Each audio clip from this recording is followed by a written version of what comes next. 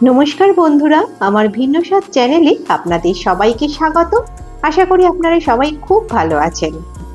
আজ আমি দেখাবো খুবই মুখরোচক একটা ইভিনিং স্ন্যাক্স। আজ দেখাবো ভেটকি মাছের ফিশ বল। এটি একটি খুবই সহজ এবং টেস্টি রেসিপি। আমি এখানে একটি হ্যান্ড চপার নিয়ে নিয়েছি, তাতে একটা পেঁয়াজ অ্যাড করেছি যেটা রাফলি কেটে নিয়েছি, কিছুটা ধনেপাতা আর একটা থেকে দুটো কাঁচা লঙ্কা কেটে দিয়ে দিয়েছি। এবার এগুলোকে মিহি চপ করে নিয়েছি। এবারে আমি একটা গ্যাসের মধ্যে ফ্রাইং প্যান নিয়ে নিয়েছি আর সেখানে 2 চামচ সর্ষের তেল অ্যাড করেছি।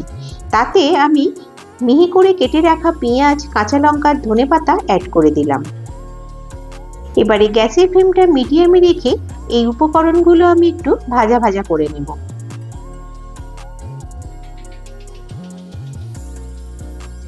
পেঁয়াজটা একটু ভাজা ভাজা হয়ে গেলে আমি অ্যাড করে দেব 1 চামচের মতো আদা রসুন পেস্ট। এবার এটা দিয়েও ভালো করে নাড়াচাড়া করে নিতে হবে যতক্ষণ না কাঁচা গন্ধটা চলে যায়। কাঁচা গন্ধটা যাবার পরে আমি অ্যাড করব 1/2 চামচ হলুদ পাউডার, 1/2 চামচ ধনিয়া পাউডার, 1/2 চামচ জিরা পাউডার আর সামান্য পরিমাণ নুন। এবারে সমস্ত উপকরণগুলো একটু ভালো করে কিন্তু কষিয়ে নিতে হবে। ভালো করে কষানো হয়ে গেলে তেলটা ছাড়তে আরম্ভ করলে এর মধ্যে দিয়ে দেব আমি ঠিক 200 গ্রামের মতো বোনলেস ভেটকি মাছ। ভেটকি মাছটা কিন্তু আমি কোনো রকমভাবেই হলুদ নুন দিয়ে ম্যারিনেট করিনি। আমি একেবারে পরিষ্কার করে ধুয়ে রেখেছিলাম আগে থেকে, সেটাই আমি প্যানের মধ্যে অ্যাড করে দিয়েছি। এবারে আমি দিয়ে দেব 1/2 চামচ ভাজা মশলা। ভাজা মশলার মধ্যে আছে ধনে, জিরে, শুকনো লঙ্কা আর তেজপাতা, সবটাই শুকনো খোলায় ভেজে পাউডার করে নেওয়া। এরপরে অ্যাড করে দেব একটা সিদ্ধ করে রাখা আলু। এবারে এই সিদ্ধ করে রাখা আলুর সাথে সমস্ত উপকরণ ভালো করে মিশিয়ে নিয়ে কষাতে হবে।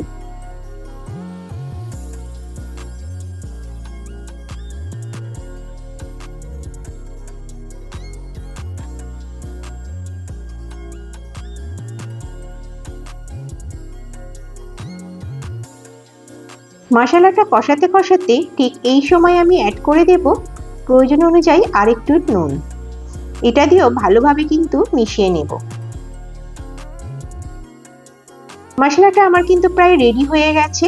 এবারে এর মধ্যে শেষ পর্যায়ে অ্যাড করব 1/2 চামচ গরম মশলা পাউডার আর 1/2 লেমন জুস।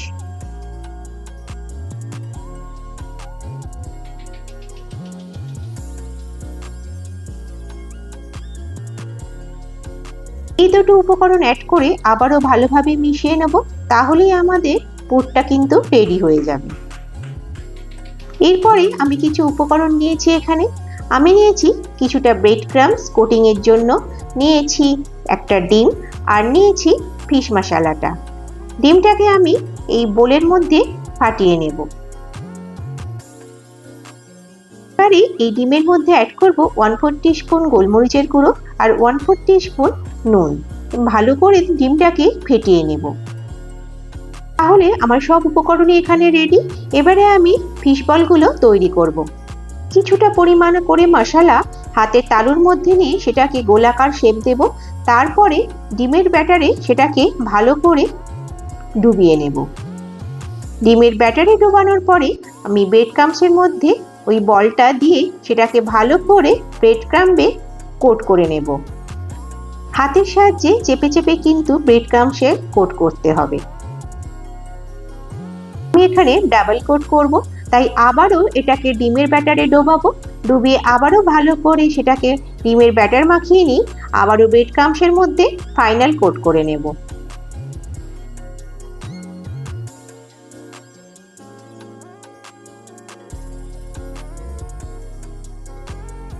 এখানে আমার ফিশ বল একটা রেডি হয়ে গেল। আবার ঠিক একইভাবে অন্য ফিশ বলগুলো বানিয়ে নেব।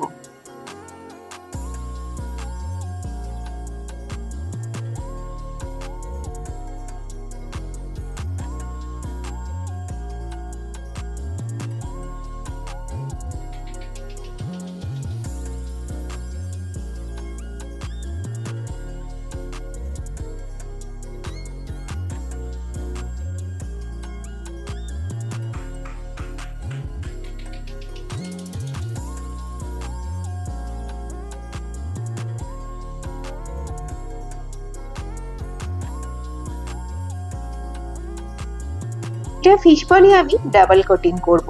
এতে খুব ক্রাঞ্চিও হয় ফিশ বলটা আর খেতেও ভালো হবে। আর এখানে সমস্ত ফিশ বলগুলো তৈরি ভাজার জন্য।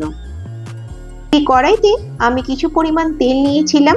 সেই তেল গরম হয়ে যাবার পরে এক এক করে আমি ফিশ বলগুলো গরম তেলের মধ্যে দিয়ে দিলাম এবং গ্যাসের ফ্লেমটা অবশ্যই লো ফ্লেমে রেখে ফিশ বলগুলো ফ্রাই করতে হবে। প্রথম থেকে শেষ পর্যন্ত যতক্ষণ ফিশ বলগুলো ফ্রাই করা হবে গ্যাসের ফ্লেম কিন্তু একেবারেই লোতে রেখে দিতে হবে।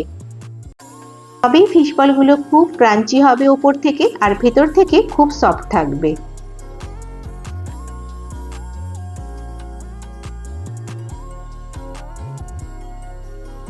প্রথম ক্ষেপের ফিশ বলগুলো আমার রেডি হয়ে গেল।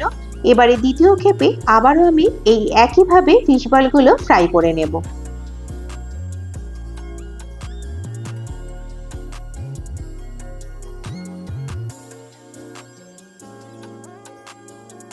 আমার এখানে ভেটকি মাছের ফিশ বল একেবারে রেডি সন্ধ্যাবেলার জলখাবারে উপভোগ করার জন্য। এই রেসিপিটা খুবই চটজলদি হয় এবং খেতেও ভীষণ টেস্টি হয়। বিয়ে বাড়ি বা কোনো অনুষ্ঠান বাড়ি এই ফিশ বল খেতে আমরা খুবই অভ্যস্ত। বাড়িতেই যদি এই ফিশ বল রেসিপি বানিয়ে নিয়ে উপভোগ করা যায় তাহলে কিন্তু দারুণ হবে। আমার করা এই ফিশ বলের রেসিপিটি আপনাদের কেমন লাগলো আমাকে অবশ্যই জানাবেন। আর আমার চ্যানেলের রেসিপিগুলো যদি আপনাদের ভালো লেগে থাকে তাহলে অবশ্যই আমার চ্যানেলটি একটি সাবস্ক্রাইব করে দেবেন, লাইক দিয়ে দেবেন আর বেল আইকনটা অন রাখবেন পরবর্তী নোটিফিকেশন সঠিক সময়ে পাওয়ার জন্য। ভালো থাকবেন, সুস্থ থাকবেন, ধন্যবাদ।